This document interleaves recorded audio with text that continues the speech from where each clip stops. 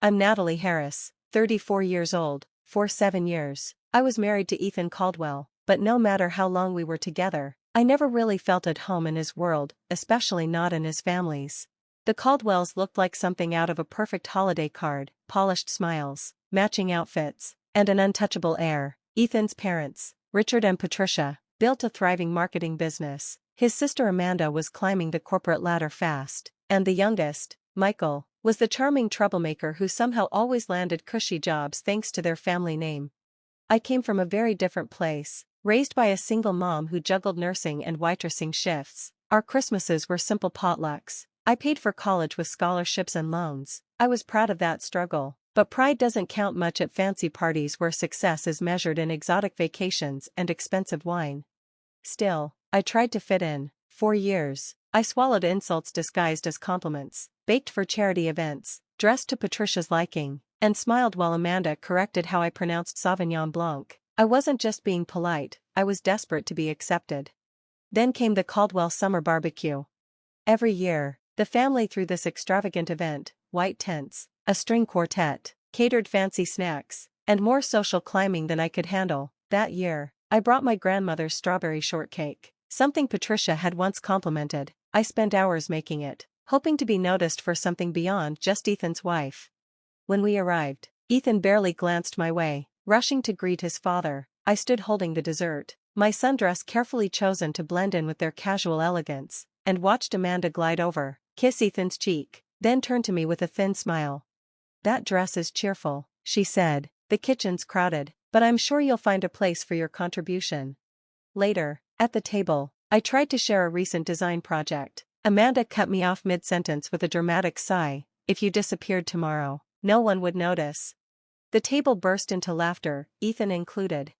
I didn't cry or storm out. I didn't break. I lifted my hot dog like a toast, met her gaze, and said quietly, "Challenge accepted." That night, I left. Ethan and I met in college. I was studying graphic design, working late shifts at a coffee shop to pay the bills. He was finishing his business degree, fully funded by his parents, a world so different it felt foreign. We bonded over books and bad coffee. He was charming, smart, confident, and made me feel seen, at least at first.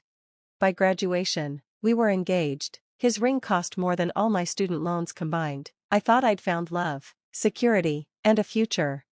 Marrying Ethan meant marrying into the Caldwells. I believed I was joining something bigger. But from day one, I felt like an outsider. Patricia ran the family like an exclusive club, polite but cold. She once called my design work a lovely little passion. Richard often explained business basics at dinner, despite me running my own freelance projects for years. Amanda was the worst, smiling sweetly while putting me down, always reminding me I was less Caldwell than she was. Ethan didn't see it, or maybe he didn't want to. "They mean well," he said. "Amanda's just trying to help you fit in. That's her way of showing care." I believed him. I tried harder, changing my clothes, learning their wines, adopting their language. I sent gifts, remembered birthdays, cooked meals from scratch, and ignored when Amanda questioned if my neighborhood was Caldwell appropriate.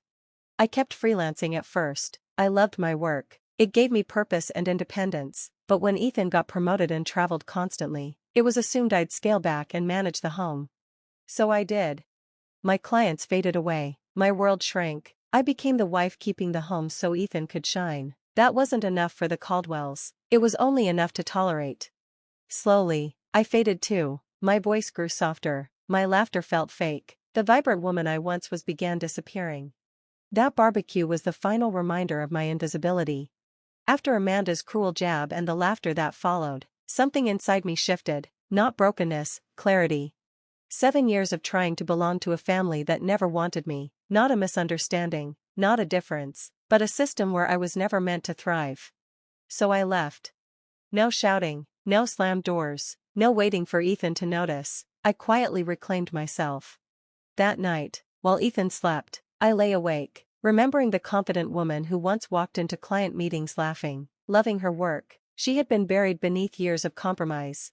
Around 2 a.m., I got out of bed, went to my office, and started looking up short-term rentals in Seattle, where my sister Clara lived. I researched banks, routes, checklists. By dawn, I had a plan. That morning, Ethan left for golf with his father, barely noticing me, talking about his Tokyo trip. As soon as his car pulled away, I moved. I called Jessica, my best friend, who answered immediately. I need a huge favor. On my way. 2 hours later, Jessica arrived with coffee, boxes, and determination. We packed what mattered: clothes, documents, sentimental things, and my design gear. She offered to store whatever wouldn't fit. I was careful with money, transferring half our savings, paying bills, listing services to cancel. Before I left, I wrote Ethan a letter. I said I needed space, took only what was mine, and wasn't running, just choosing clarity. I left my wedding ring on the note, along with Amanda's exact words, the date, and place. Then I walked out, calm, quiet, and unapologetic. Seattle greeted me with 3 days of gray skies and drizzle, somehow fitting, like it was washing away my old life. Clara found me a small furnished studio, creaky floors, bay windows, a tiny lemon-scented kitchen. After years in a suburban house, it should have felt like a downgrade.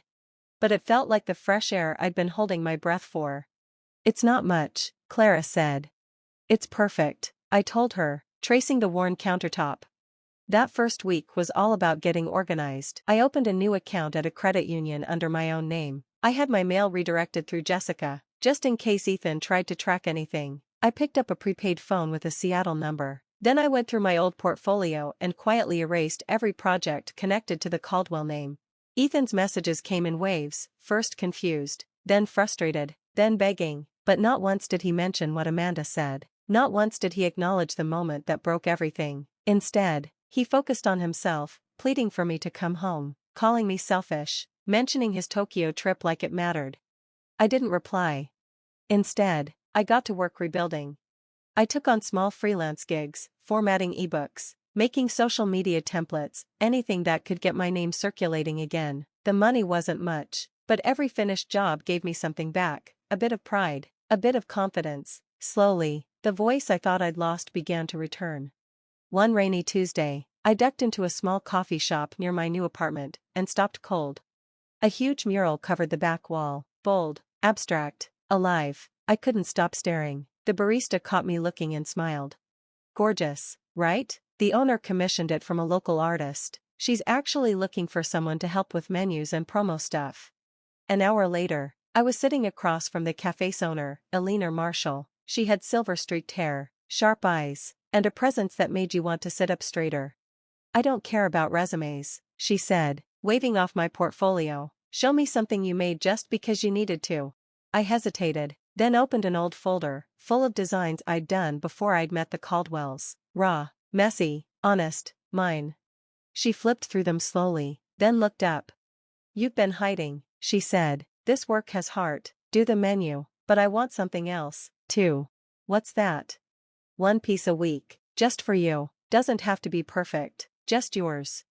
She didn't just become a client, she became a mentor. Through her, I met other local business owners. Soon, my calendar was full again, not with exhausting, meaningless tasks, but with projects that reminded me who I was.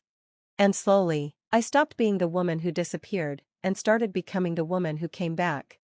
Exactly a year after Amanda's cruel joke at the barbecue, I got an email from Westwood Creative, a mid-sized Seattle agency. They were working on a campaign for Sheffield Consumer Brands and had seen my recent designs for a local organic company. The subject line read, "Designer needed for national campaign."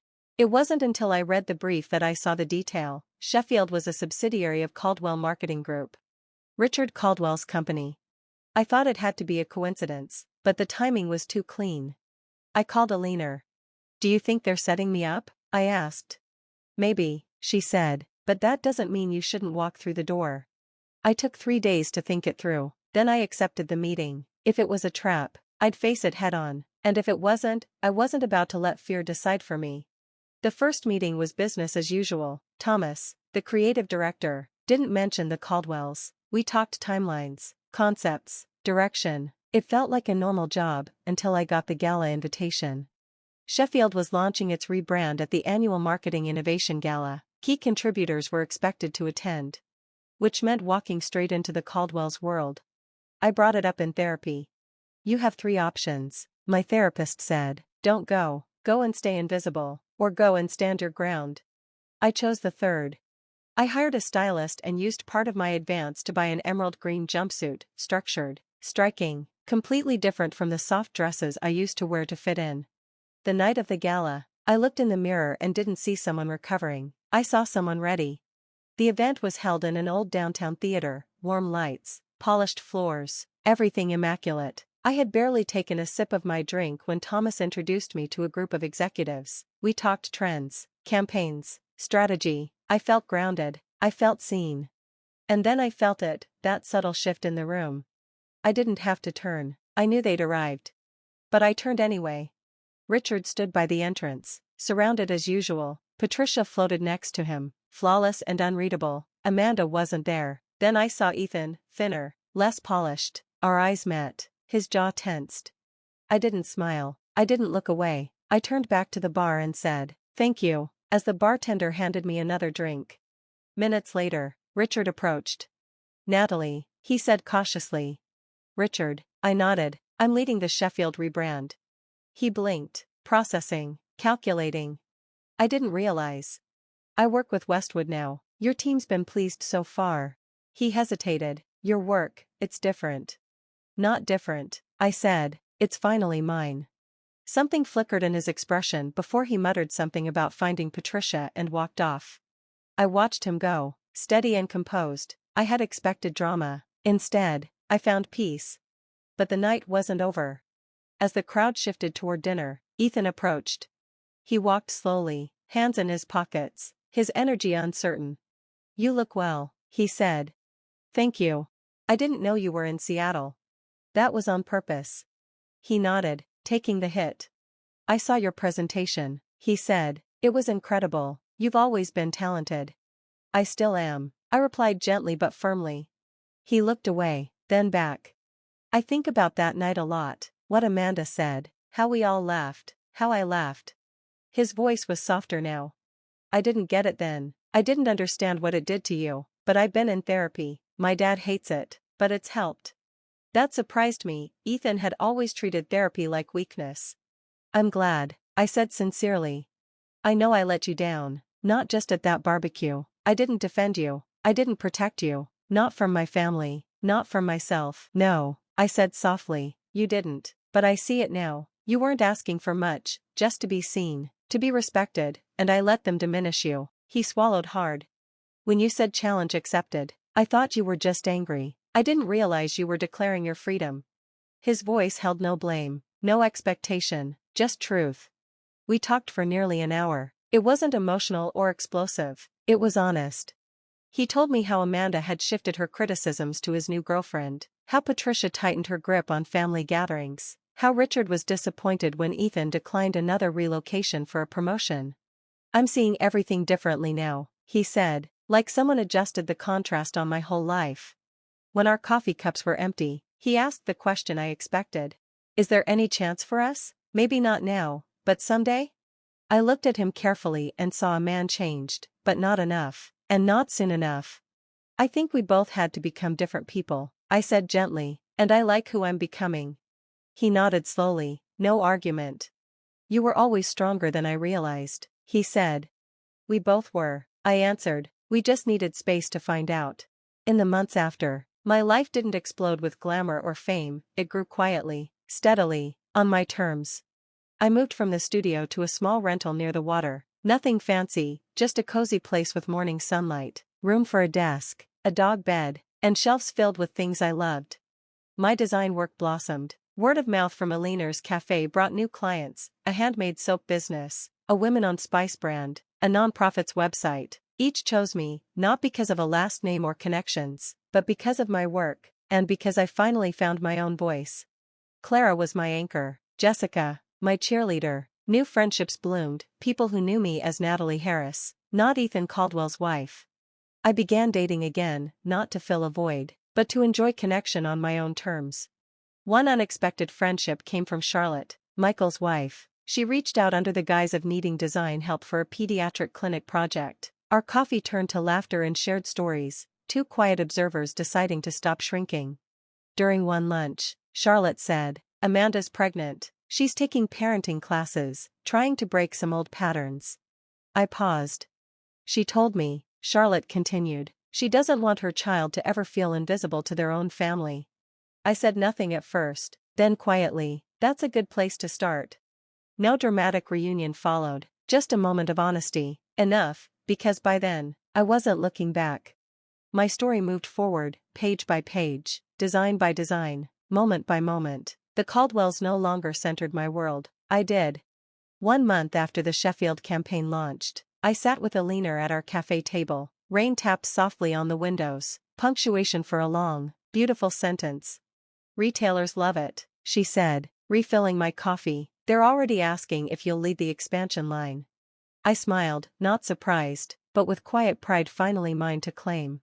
That's the plan, I said, as long as the terms are clear and respectful.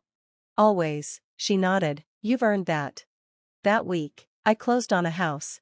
My first real home. Not big, not flashy, definitely not Caldwell standards, but with hardwood floors, a garden to shape, and windows catching the morning light just right. Most importantly, it was mine, bought with money I earned from work that honored who I am, not who I was supposed to be. My therapist once said healing isn't going back to who you were before the pain, it's becoming someone new, someone who can carry the story with wisdom instead of wounds.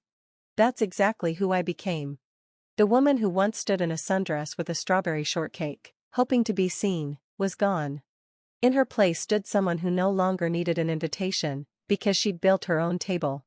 One morning, I opened my journal and wrote words I'd held since Amanda spoke hers. Sometimes we must disappear from other people's narratives to discover our own. The opposite of disappearing isn't being seen. It's being fully present in your own life. Because once you show up for yourself, truly, unapologetically, the need for others' approval fades. Amanda thought her words would hurt me.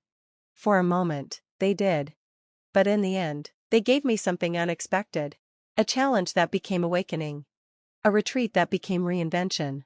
A disappearance that became visibility, in the places that truly matter. If you've ever felt erased by those closest to you, if you've ever questioned your worth because others failed to see it, know this: you are not invisible. You are not disposable. You never need to disappear to be seen. But if you do disappear, let it be for yourself.